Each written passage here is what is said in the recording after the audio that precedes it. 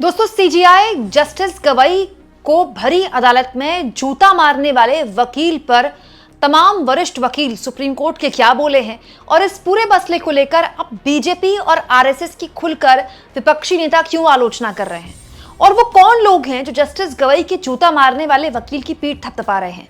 अगर आप चाहें तो मेरा ये वीडियो जरूर देखें, जिसमें मैंने आपको सबसे पहले ये जानकारी दी कि जैसे आज सुप्रीम कोर्ट में रूटीन सुनवाई कर रहे थे सीजीआई, तभी अचानक एक 70 साल के वरिष्ठ वकील उनके बेहद करीब आ गए, अपना जूता निकाला और उनकी तरफ फेंक दिया।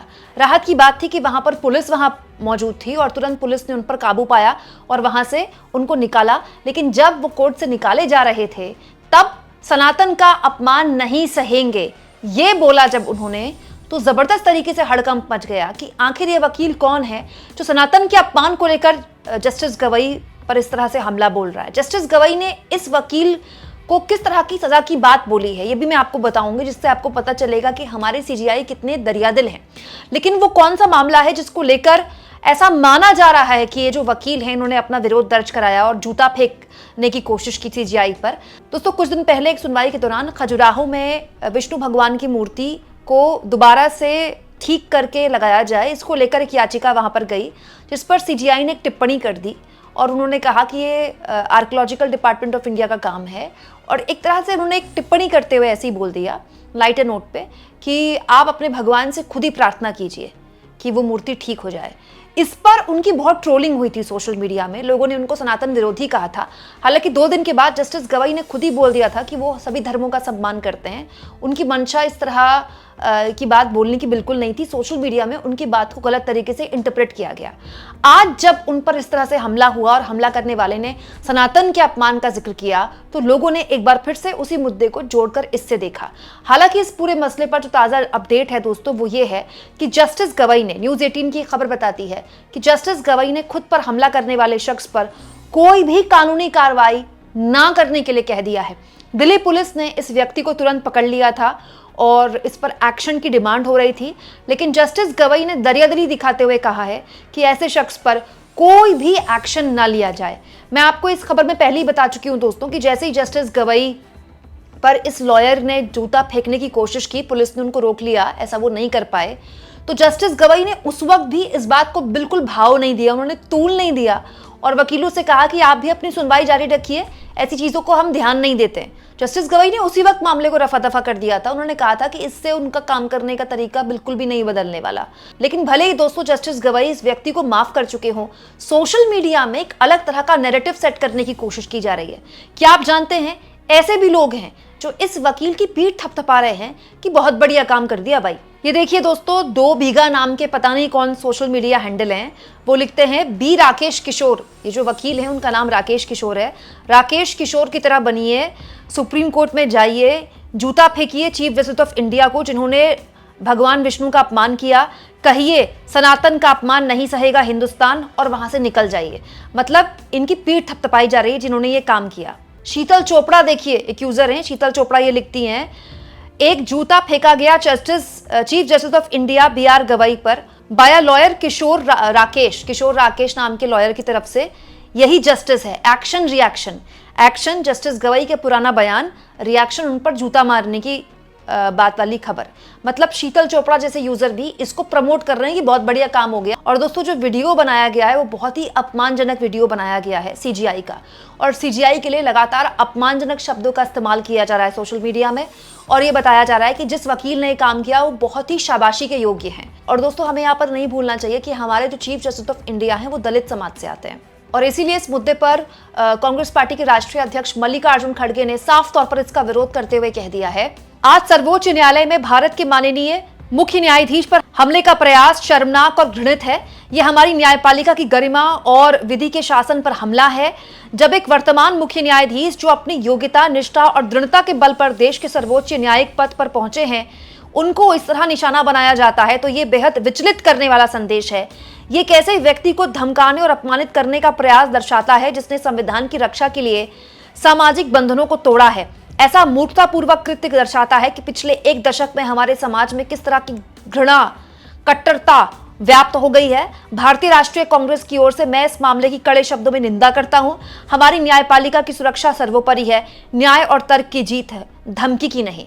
तो मल्लिकार्जुन खड़गे कह रहे हैं कि पिछले 10 सालों से देश में जिस तरह से धार्मिक कट्टरता बढ़ी है, ये उसी वजह से है कि आसपास में इतनी घृणा फैल गई है कि सीजीआई को इसके लिए निशाना बनाया गया। और दोस्तों, वो सीजीआई जिन्होंने हमेशा अपने कर्म को ऊपर रखा, अपने संविधान के तहत ही हर काम किया, उनको जानबूझकर निशाना बनाया जा रहा है। वहीं दोस्तों, कुछ और लोगों ने भी इसकी आलोचना की है, लेकिन उससे पहले मैं आपको बता देती हूँ, सुप्रीम कोर्ट के एडवोकेट्स ऑन रिकॉर्ड एसोसिएशन है, SCAORA, उन्होंने साफ तौर पर एक रिजोल्यूशन पास किया है और ये कहा है कि इस तरह की किसी भी हरकत का वो तुरंत विरोध करते हैं और ये मांग करते हैं कि ऐसे वकीलों पर सख्त कार्रवाई हो, क्योंकि ये मामला वकील का था।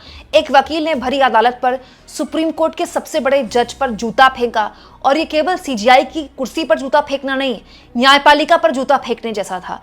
इसीलिए सुप्रीम कोर्ट के जो वकील हैं वो सामने आए हैं, उनकी एसोसिएशन SCAORA ने इसका साफ तौर पर इसकी भत्सना की है और एक कहा है कि किसी भी हाल में इस तरह का कोई भी हरकत बर्दाश्त नहीं की जाएगी और हमारा ये जो बिहेवियर है वकीलों का, ये डिग्निटी से भरा होना चाहिए, डिसिप्लिन होना चाहिए, उसमें डेकोरम होना चाहिए और इस तरह की हरकत किसी भी हाल में बर्दाश्त नहीं की जाएगी। और ये भी कहा गया है इस एसोसिएशन द्वारा कि ऐसे वकील पर तुरंत सख्त से सख्त एक्शन लिया जाना चाहिए। मतलब सुप्रीम कोर्ट के वकील भी इस पूरे मसले में हर लिहाज से सीजीआई के साथ खड़े हैं और ऐसे ट्रोलर्स को भी आईना दिखा रहे हैं जो 2 रुपए के ट्रोल के नाम पर देश के सर्वोच्च अदालत के सबसे बड़े जज के लिए बोल रहे हैं। बहुत बढ़िया हुआ कि इनके साथ ही होना चाहिए। वहीं प्रशांत भूषण, आप इनको जानते हैं दोस्तों, सुप्रीम कोर्ट के वरिष्ठ वकील हैं, उन्होंने भी इस तरह के सीजीआई पर हमले की निंदा करते हुए कहा है, ये ब्राह्मणवादी मानसिकता वाले एक वकील द्वारा मुख्य न्यायाधीश को धमकाने का एक घिनौना प्रयास है। ये न्यायपालिका की आपराधिक अवमानना है। वकील पर मुकदमा चलाया जाना चाहिए। प्रशांत भूषण भी कह रहे हैं इस तरह के वकील का इनडिसिप्लिन बर्दाश्त नहीं किया जाएगा। ये ब्राह्मणवाद सोच से ग्रसित वकील है और इस पर तो सख्त एक्शन होना चाहिए। वहीं दोस्तों, वकील स्वाति ने भी इस पूरे सीजीआई पर इस तरह के हमले की निंदा करते हुए कहा है, जब कोई कहता है कि भारत में जातिवाद नहीं है तो हमारे मुख्य न्यायाधीश को इसका सम्मान करना पड़ा और इन अतिवादी, मनुवादी, आतंकवादियों ने अपनी आवाज उठाने और भारत के मुख्य न्यायाधीश के खिलाफ हिंसा करने की हिम्मत की। आप कहीं भी जाएं, आपकी जाति आपका पीछा नहीं छोड़ती, ये सच है। अपने दोस्तों के ग्रुप पर गौर कीजिए, आप में से कितने लोगों के दोस्त अलग अलग जातियों के हैं। आपको पता चल जाएगा कि आपकी किसी भी दोस्ती में हमारे भारत का 80% हिस्सा शामिल नहीं। तो साफ तौर पर लोग यहाँ पर न केवल उस व्यक्ति की सोच को निशाना बना रहे हैं, बल्कि ये बता रहे हैं कि सीजीआई पर हमला ही इसलिए हुआ क्योंकि वो एक दलित समाज से आते हैं। और इसीलिए बार बार कहा जाता है देश में कि जाति की जाति नहीं, क्योंकि आप कहीं भी चले जाएं, जाति आपका पीछा नहीं छोड़ेगी। चाहे आप सीजीआई के पद पर भी बैठ जाएं, तब भी कोई भी किसी भी तरह से आप पर जूता उछाल सकता है, सिर्फ इसीलिए कि आप दलित समाज से आते हैं। ऐसे लोगों का कहने का ये मतलब है। वहीं दोस्तों, कांग्रेस पार्टी के अलावा टीएमसी ने भी इस सीजीआई पर हुए हमले की निंदा करते हुए कहा है। टीएमसी की राज्यसभा सांसद सागरिका घोष, उन्होंने कहा है, ये बेहद निंदनीय है कि भारत के मुख्य न्यायाधीश पर ही जूता फेंकने की कोशिश कर दी गई। बीजेपी और उसकी ऑनलाइन आईटी सेना ने नागरिकों को बांटने, हिंसक भाषा और घटिया हैशटैग के जरिए लोगों को बदनाम करने और निशाना बनाने की संस्कृति को जन्म दिया है। ये ऑनलाइन हिंसा ऑफलाइन हिंसक घटनाओं को जन्म दे रही है।